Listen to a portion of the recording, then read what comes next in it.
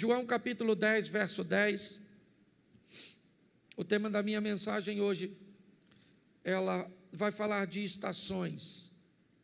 Aqueles lugares onde paramos, muitas vezes nas programações de onde vamos fazer, ou onde elas foram elaboradas.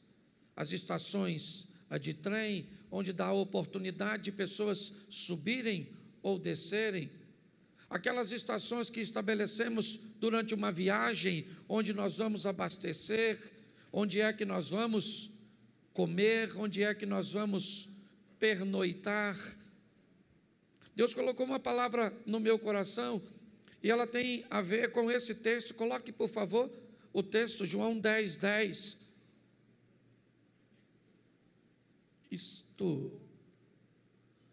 O ladrão não vem senão a roubar, a matar e a destruir. Eu vim para que tenham e a tenham com... Feche seus olhos. Senhor nosso Deus e Pai, em nome de Jesus, continua falando conosco. Usa-me, ó Deus, como um canal de bênção, pelo poder do nome de Jesus. Amém. Glória a Deus. Desde o início do ano, nós trouxemos para a igreja uma proposta de recomeço, de retomada, de realinhamento, de fazer com que a igreja retomasse aquilo que perdeu, realinhasse seu comportamento, revisse seus conceitos, rompesse com algum de seus paradigmas. Ou seja, no texto em que lemos, dito por Jesus, ele diz: o meu adversário é um ladrão, sua função é tríplice: roubar, matar e destruir. Porém, a minha função é oferecer a vocês vida, e vida com fartura, e vida com abundância. Minha proposta hoje é mostrar para você que ao longo da sua caminhada, obrigado, Daniel, ao longo da minha e da sua caminhada, algumas estações precisam ser estabelecidas, lugares por onde nós vamos passar, posicionamentos que vamos ter que tomar ao longo da caminhada, para que se cumpra essa palavra de Jesus. É muito importante entendermos que o relacionamento com Deus para esta vida é um relacionamento de parceria, onde aquilo que Deus fez por mim, aquilo que eu faço, vai estabelecer tudo aquilo que vai se realizar mais à frente. Por isso eu peguei, antes de estabelecer um lugar de chegada, ou seja, de alcançarmos, de chegarmos, de concretizarmos, de realizarmos, nós precisamos identificar que algumas estações, ou seja, alguns posicionamentos precisam ser tomados. E eu rapidamente vou falar dos 5 que eu separei. O primeiro é direção, o segundo é força, o terceiro é resistência, o quarto é velocidade e o quinto é poder. Quando nós estabelecemos isso na nossa vida, inevitavelmente nós criamos um processo, cujo qual nós vamos delinear entre o meu ponto de início, o meu ponto de partida e onde eu quero chegar, onde eu pretendo chegar. Ao estabelecer a nossa direção, nós vamos começar a delinear nossa trajetória, nossas prioridades, nossas companhias. Quando nós estabelecemos a nossa direção, nós vamos entender que pessoas farão parte de nossa agenda, outras pessoas farão parte de nosso destino.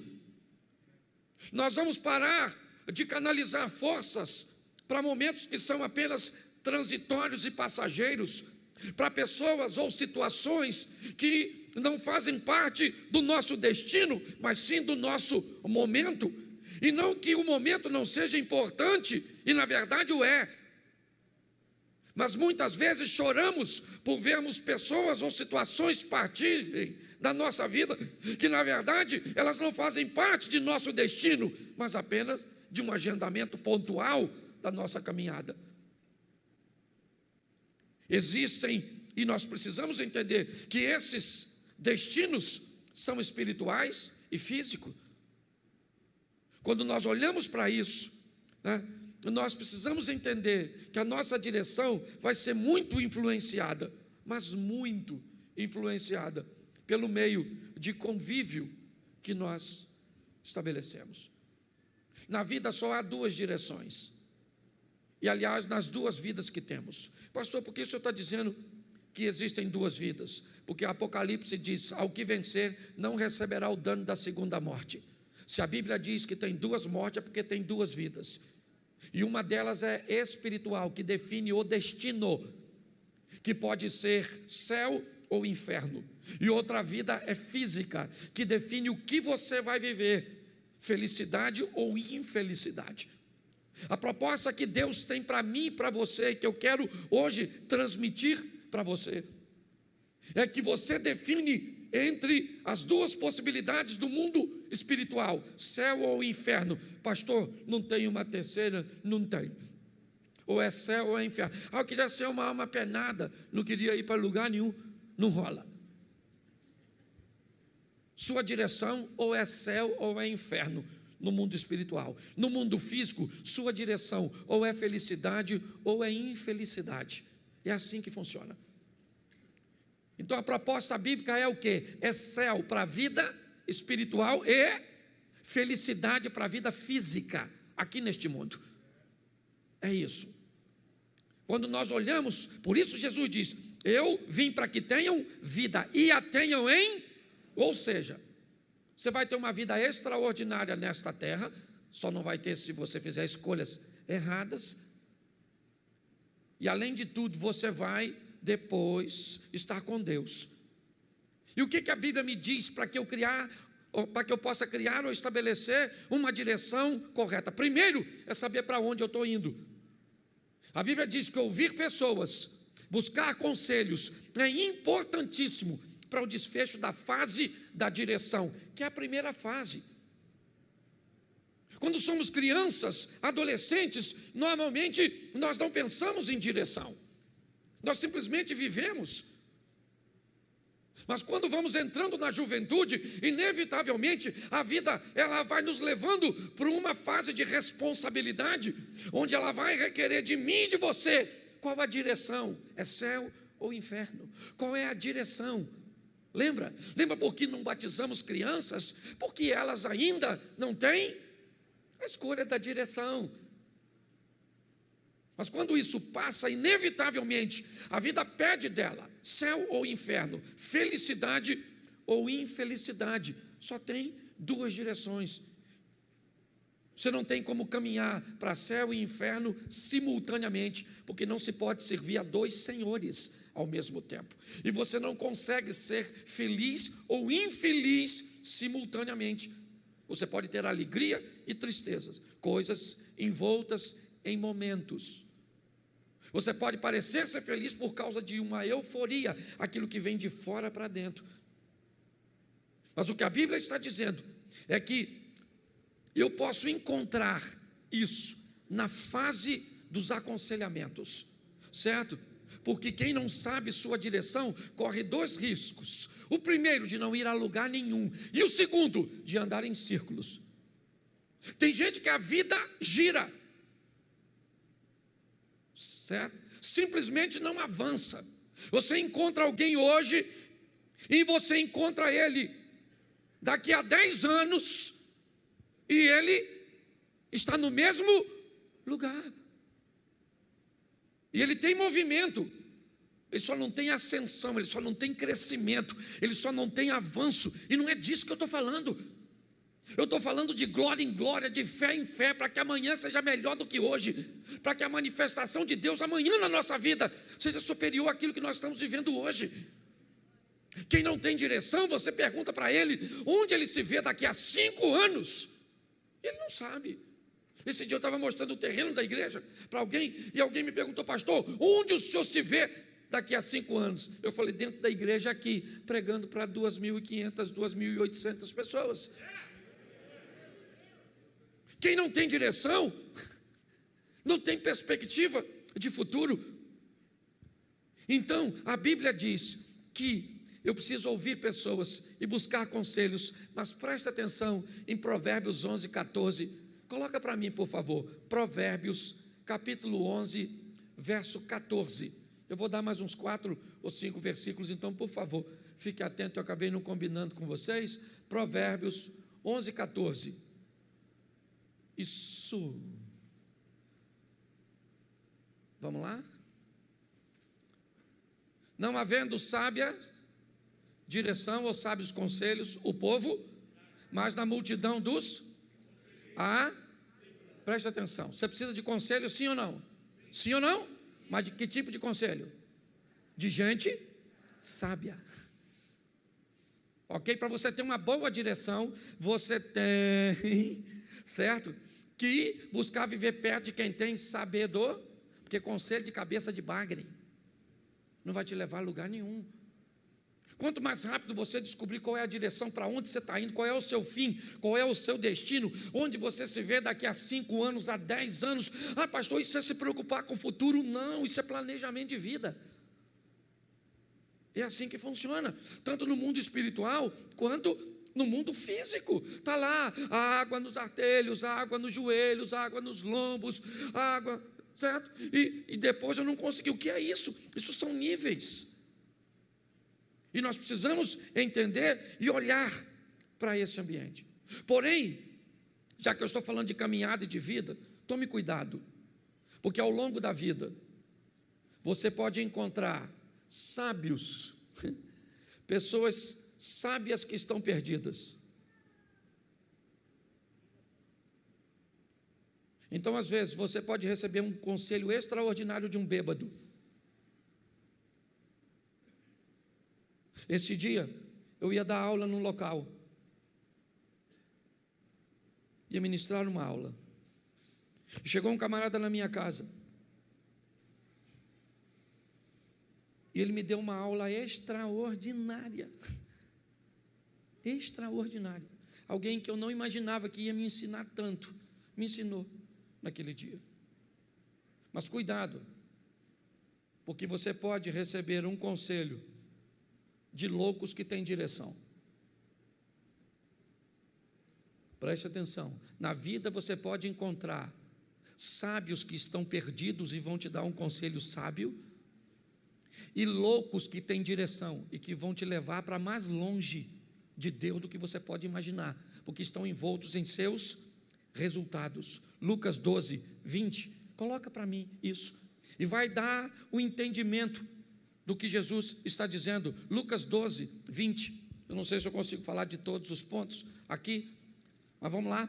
Mas Deus lhe disse: louco, esta noite te pedirão a tua, e o que tens preparado para quem será? Essa é uma história que Jesus está contando de alguém altamente rico, altamente focado e direcionado, alguém que está disposto a ganhar o mundo. E se você fosse olhar para esses resultados, se você ficar olhando na igreja, na sua vizinhança, no seu ambiente de trabalho, para gente que só alcança resultados físicos, cuidado, porque você pode querer imitá-los e perder sua alma. O que a Bíblia diz é: ganhe o mundo sem perder a alma. Por isso, cuidado, porque está assim de gente louca, dando conselho para os outros. E ele tem o resultado dele para mostrar para muitos. Por isso, defina o mais rápido possível qual será seu destino. Pastor, o meu destino é o céu, e tu anda com quem vai para o inferno? Defina seu destino e quem são seus companheiros de viagem. Que tipo de destino você traçou para você aqui nessa terra? Busque andar com pessoas que estão indo para onde você está indo, que estão fazendo aquilo que você almeja fazer. Muitas pessoas não conseguem chegar em lugar nenhum, simplesmente porque não tem um senso de direção. Descubra a direção mais rápido possível. Descubra quem está indo para o mesmo lugar, porque é simples. Se você planeja ir para a Central do Brasil, aqui em Xerém passa um ônibus que vai para a Central? Sim ou não? Passa. Ele é que cor? Que cor? Vermelho? Verde? O que vai para a Central? Beleza. Mas aqui passa um ônibus que me parece que também é verde e que vai para o Amapá, para Nova Iguaçu. Então, antes de entrar no ônibus, você descobre o quê? Qual é o seu? Então, por que é que você deixa qualquer um entrar na sua vida e anda com qualquer um? Seja seletivo e ande com gente que está indo para onde você vai, que está fazendo coisas que você quer fazer. Você quer orar, mas não anda com quem ora. Você quer pregar, mas não anda com quem prega. Você quer viver em santidade, mas só anda com Zé Ruela. Pare e pense. Direção. Vamos aqui porque é muita coisa. Segunda coisa que você precisa: força. Fala assim comigo: força. Bom, para onde você vai, você já sabe. Só que saber para onde vai é uma coisa, e chegar lá é outra. Então você vai precisar de força. E aqui eu coloquei: força é a ação que nós vamos usar para resolver os problemas que me impedem ou os problemas que me impulsionam para o meu destino. Todas as vezes que aparecer um problema, eu sei para onde eu quero ir, então tá bom, eu estou indo. E quando aparecer um problema, que tipo de problema ele é? Ele é um problema que eu preciso resolver porque ele está me impedindo, ou ele é um problema que eu preciso resolver porque ele vai me impulsionar, ele vai me arremessar para onde eu planejo ir. Eu preciso usar força. Muitas pessoas estabelecem sua direção, seu destino, mas basta se deparar com alguma dificuldade, com algum obstáculo, seja ele, certo, de falta de recursos ou de situações complexas. Sabe o que aquelas pessoas fazem? Se elas tiverem forças, elas resolvem esses problemas. Se elas não tiverem forças, elas mudam seu destino. Já que eu não consigo ser engenheiro, eu vou conseguir ser pedreiro. Mas não deu para ser pedreiro, porque eu queria fazer engenharia civil, vou ser servente. E não deu para ser servente. Ou seja, todas as vezes que aparece um obstáculo, ela não tem força para lutar. E ela muda para um ambiente que ela acha que é mais. E quando ela chegar lá, o que é que tem? Outros obstáculos. Porque todos os lugares que nós formos, seja qual for, nós vamos enfrentar ali. Por isso, coloca aí para mim Josué capítulo 1, verso 7. Porque a sua vida, ela vai pedir de você força. Ela vai requerer de mim e de você, aprenda a lutar. Contra o quê? Contra os obstáculos. Está aí. Olha só. Então somente esforça-te e tem muito bom ânimo para teres o cuidado de fazer conforme toda a lei que meu servo Moisés te ordenou. Dela não, preste atenção, olha aqui, o que ele está dizendo: tenha força para se manter na direção, dela não se desvie nem para a direita nem para. O que ele está falando aqui do que eu falei anteriormente.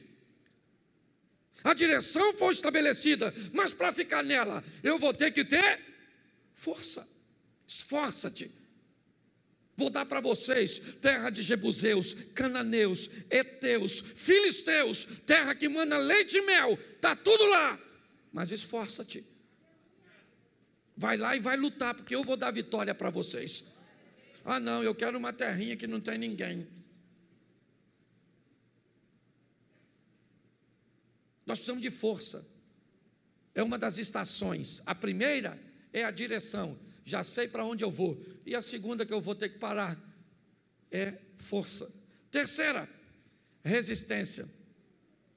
A caminhada de fé, ela não é reconhecida pela velocidade, mas pela resistência. Aquele que souber poupar suas forças e usá-las no momento certo, terá melhor resultado.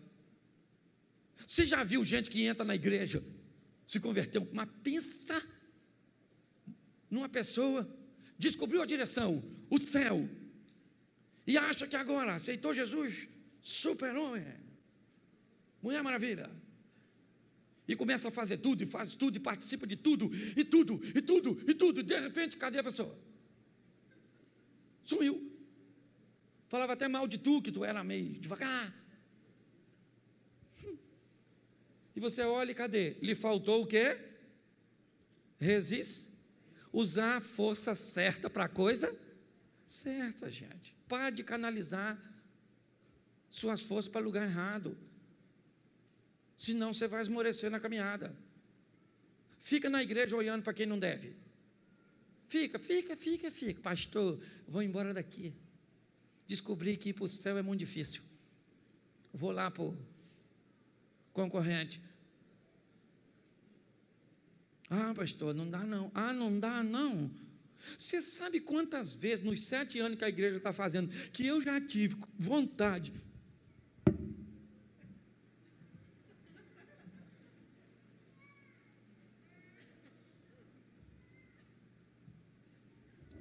Um montão. Tem gente que bate nas minhas costas ali, pastorzão. E por trás.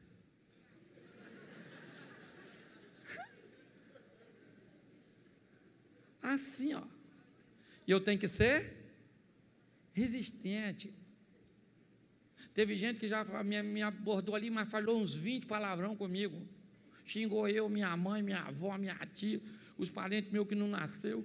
Xingou eu de tudo. E se eu falo para ele, vai lamber sabão, metade da igreja desvia. Porque eu não posso falar.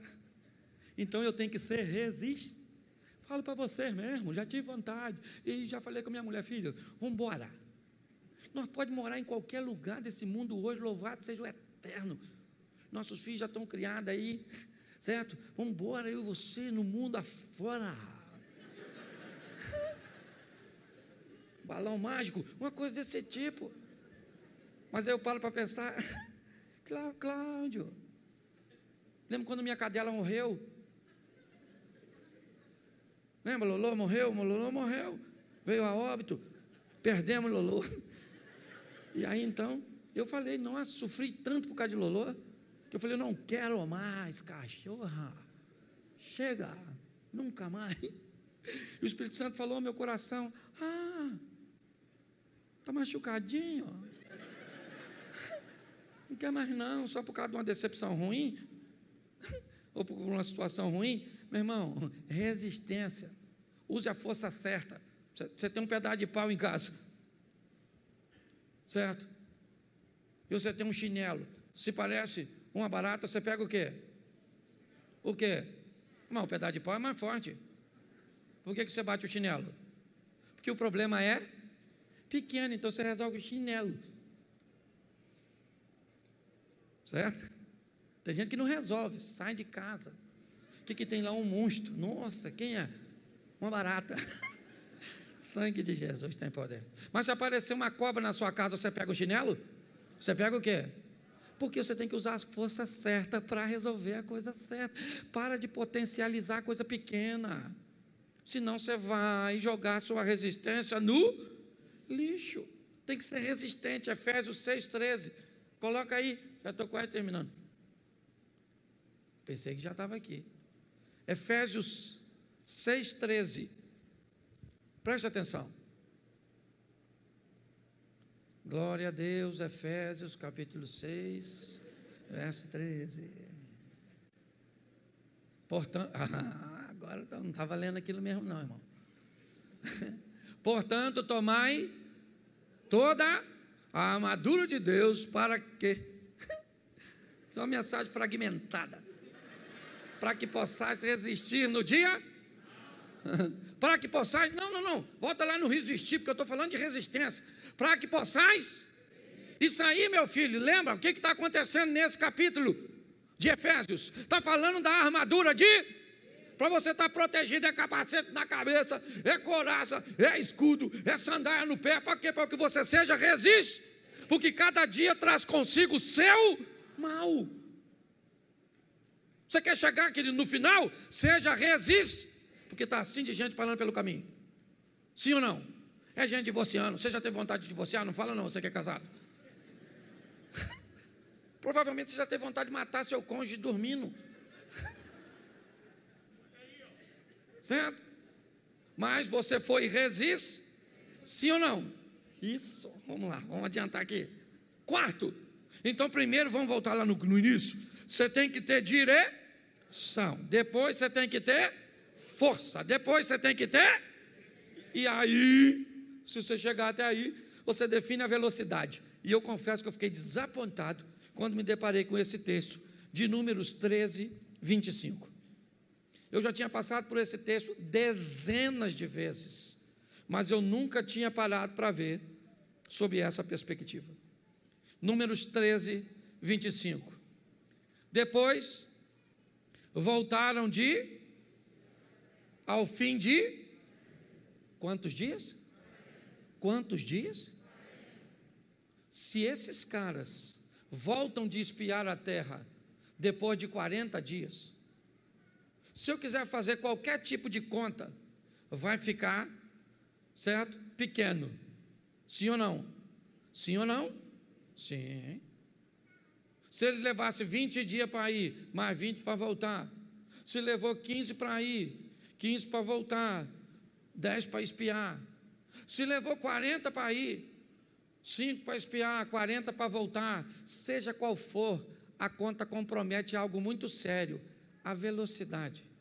O que a Bíblia está dizendo é que o povo leva 40 anos para atravessar ou para chegar num lugar que os espias fizeram com... Nós temos um problema aqui: velocidade. Ok?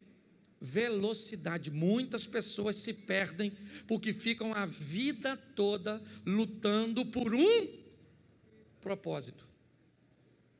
Cuidado com isso, porque quando Deus diz, vai lá e espia, eles estão 40 dias, 60 dias, que tivesse um ano distante de onde Deus preparou para eles, e eles levam 40. Deus tem coisas para mim e para você que pode ser alcançado muito mais rápido do que você imagina, mas depende do seu posicionamento mediante a isso, porque velocidade é extremamente importante, porque a vida é curta, única e rápida. Dê uma olhada para isso. Por último, aqui, porque está assim lá fora, ó. Quando sair você sai, mas sai mesmo, que é para o povo entrar, e eu tenho que correr aqui, porque esse culto é assim mesmo. Por último, poder. Poder, você precisa de poder. Você precisa de direção? Precisa. Você precisa de força? Precisa. Você precisa de resistência? Precisa para a sua caminhada de fé. Você precisa de velocidade? Precisa. Alcança o objetivo e já lá estabelece outro, mas você vai precisar de poder. E aqui eu quero colocar esse poder totalmente nas mãos do Senhor. E quando Nicodemos olha para Jesus e vai conversar com ele, João capítulo 3, para nós adiantarmos, sabe o que Nicodemos diz? Ninguém pode fazer esses sinais que tu fazes, se Deus não for. O que Nicodemos está dizendo? O Senhor tem força, resistência, direção. Não é disso que ele está dizendo. O Senhor tem poder. Quando olham para Saul, com os melhores músicos na sua corte, e um homem diz, conheço um filho de Jessé, o belemita, sabe tocar bem, bom de palavras, valente, de boa aparência, e o melhor, Deus é o que Davi tinha que os outros músicos não tinham na casa de Saul: poder. Poder. O que José tinha na casa de Potifar do Egito? Poder. Potifar viu que o Senhor era com ele. O que Daniel tinha na Babilônia? Poder. Os sábios disseram, olha, ninguém pode atender o seu pedido, nenhum rei jamais pediu isso, porque o que você está pedindo, só os céus sabem. E Daniel chegou e mostrou que os céus sabiam, porque tinha poder. Você quer chegar onde você deseja? Aprenda que tem poder nos céus, para ser liberado para você e para mim, para colocá-los em uso aqui nesta terra. Aqui eu fecho dizendo o seguinte: você hoje pode começar a sua caminhada de maneira certa, usando todas essas estações. Você hoje pode definir em qual estação você se encontra e que talvez te paralisou, e você não consegue passar dela. Pastor, eu tenho direção, eu tenho até força, mas minha resistência é fraca, e eu fico migrando. Defina onde você está. E a terceira, organize a sua caminhada, para que você consiga agilidade na conclusão. Muita gente, eu conheço assim de gente, está há muito tempo lutando por uma coisa, e não sabe se é o que Deus quer, se está na hora certa, se faz, se não faz, e aí fica migrando, porque quem não sabe para onde vai, acaba não indo a lugar nenhum.